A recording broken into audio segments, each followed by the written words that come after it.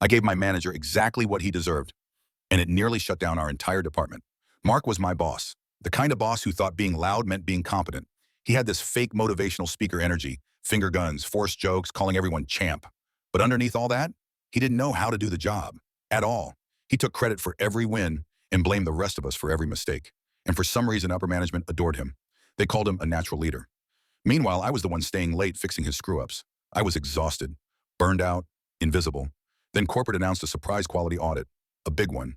If we failed, our entire branch could lose funding. Mark gathered us and said, "Don't worry, team, I'll handle everything." My stomach dropped. That man couldn't handle a stapler without instructions. I spent 3 days cleaning up our documentation, organizing data, preparing summaries. I begged Mark to review the packet before sending it to the auditors. He waved me off. "Relax, I'll do it later."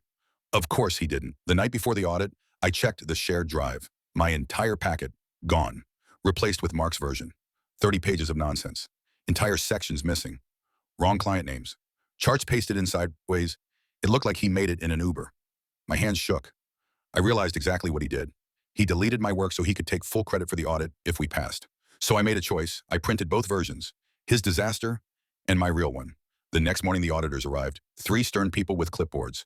Mark strutted in, chest puffed out like he owned the building. "We're ready to impress you," he said. He handed them his version. The lead auditor's eyebrow lifted on page 2. "Your department handled all of these accounts personally?" Mark grinned. "Every single one." The auditor tapped the paper. "These aren't even your clients." Mark blinked. Then the second auditor chimed in. "And this data is contradictory. And this chart is unreadable." Mark's smile cracked. Sweat gathered at his collar.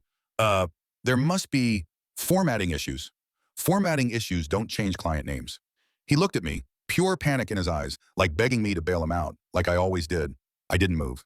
He stammered through more excuses until the lead auditor finally asked, "Who actually prepared your documentation?" I took a breath. I did. I slid my packet across the table.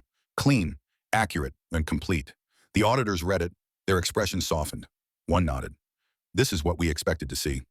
Mark went pale. The room went silent. The lead auditor asked Mark to step outside. 10 minutes later, HR walked in. Not for me, for him. They said he'd falsified audit materials, tried to hide employee work, violated protocol.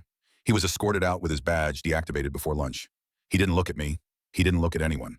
Just kept mumbling, "This isn't fair." I presented the real audit packet myself.